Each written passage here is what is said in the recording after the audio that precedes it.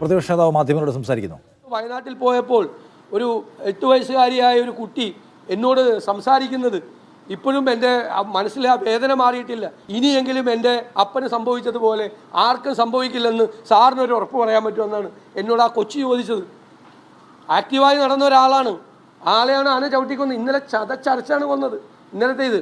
അപ്പോൾ ഇതിനെതിരായി പല സംസ്ഥാനങ്ങളും, തമിഴ്നാട്, കർണാടക ഉൾപ്പെടെയുള്ള പല സംസ്ഥാനങ്ങളും പുതിയ ഒരുപാട് മെക്കാനിസം ഇത് തടയാൻ വേണ്ടിയിട്ട് ഈ നാട്ടിലേക്ക് വന്യമൃഗങ്ങൾ ഇറങ്ങാതിരിക്കാൻ വേണ്ടി കൊണ്ടുവന്നിട്ടുണ്ട്. ഇവിടെ ഒരു ആലോചന പോലും ഇല്ല. ഇവിടെ പറഞ്ഞു കഴിഞ്ഞാൽ മന്ത്രി ചോദിക്കും, ഞാൻ പറഞ്ഞിട്ടാണ് ആന നാട്ടിലേക്ക് ഇറങ്ങണമെന്ന് ചോദിക്കും നിയമസഭയിൽ. നിങ്ങൾ കേട്ടില്ലേ? അത് ഞാൻ മന്ത്രി ആയതുകൊണ്ടാണ് ആന നാട്ടിലേക്ക് ഇറങ്ങണമെന്ന് ചോദിക്കുന്ന മന്ത്രിയാണ് വനം വകുപ്പ് ഭരിക്കുന്നത്. ഒരു കാര്യവും ചെയ്യുന്നില്ല. എന്നിട്ട് വീണ്ടും ആളുകളെ, അതുകൊണ്ടാണ് ഞങ്ങൾ ഈ വന ഭേദഗതി നിയമത്തെ എതിർക്കുകയും വീണ്ടും ആ പാവങ്ങളെ വീണ്ടും ദ്രോഹിക്കാൻ വേണ്ടിയിട്ട് ജീവിക്കണ്ടേ മനുഷ്യന്? അതാണ് പ്രശ്നം.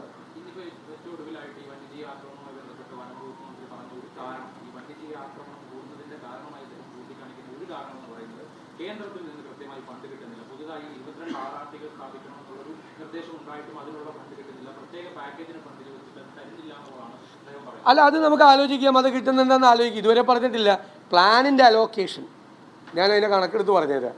അതിൻ്റെ എത്ര പെർസെൻറ്റേജ് ഈ കാര്യത്തിന് വേണ്ടി ചിലവാക്കിയിട്ടുണ്ട് കേരളത്തിൽ? അത് പറയട്ടെ. അല്ല, അതൊക്കെ ആലോചിക്കുക. കേന്ദ്രത്തിൽ വന്യജീവി മനുഷ്യ സംഘർഷത്തിൽ ഒരു ഇടപെടലും കേന്ദ്ര സർക്കാരിന്റെ ഭാഗത്ത് നിന്ന് ഉണ്ടാകുന്നത് ഈ പ്രതിരോധ പ്രവർത്തനങ്ങൾ, ഫെൻസിംഗ് വയ്ക്കുക, കിടങ്ങുകൾ സ്ഥാപിക്കുക, അതിനൊന്നും ഒരു ഫണ്ടും സർക്കാരിന് ലഭിക്കുന്നില്ലെന്നാണ്. ഞാനത് സമ്മതിക്കുന്നു. കേന്ദ്രത്തിൽ അത് കിട്ടണമെന്ന് ആവശ്യപ്പെട്ടുകൊണ്ട് ഞങ്ങളുടെ MP-മാരും നിരന്തരമായി പാർലമെന്റിൽ ഞങ്ങൾ ആവശ്യപ്പെടുന്നുണ്ട്. അത് മാത്രമല്ലല്ലോ, കേന്ദ്രത്തിൽ നിന്ന് കാശ് കിട്ടിയാൽ മാത്രമേ ഇത് ചെയ്യുള്ളൂ. സ്റ്റേറ്റിൻ്റെ പ്ലാൻ അലോക്കേഷൻ ഉണ്ട് ഇതിനകത്ത്. അതിൽ നിന്ന് എത്ര പെർസെൻറ്റേജ് സ്റ്റേറ്റ് ചിലവാക്കിയെന്നൂടി പറയാം. മറ്റേത് നമുക്ക് എല്ലാവർക്കും കൂടി ഒരുമിച്ച് മേടിക്കാം.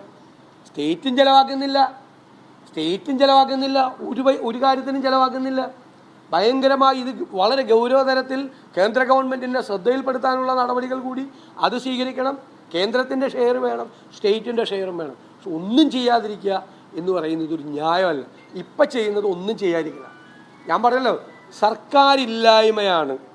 ഓരോ വകുപ്പെടുത്ത് പരിശോധിച്ചാലും സർക്കാരില്ലായ്മ എന്നുള്ള വാക്ക് ഞാൻ ആവർത്തിക്കുകയാണ്. ഇപ്പം ഈ വനാതിർത്തികളിൽ സർക്കാരില്ലായ്മയാണ്. ആരുമില്ല രക്ഷിക്കാൻ.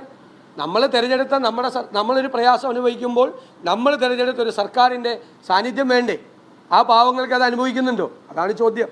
സർക്കാരില്ലായ്മയുടെ ഭാഗമാണ് ഈ നിസ്സംഗണം. അവസാനിപ്പിക്കും.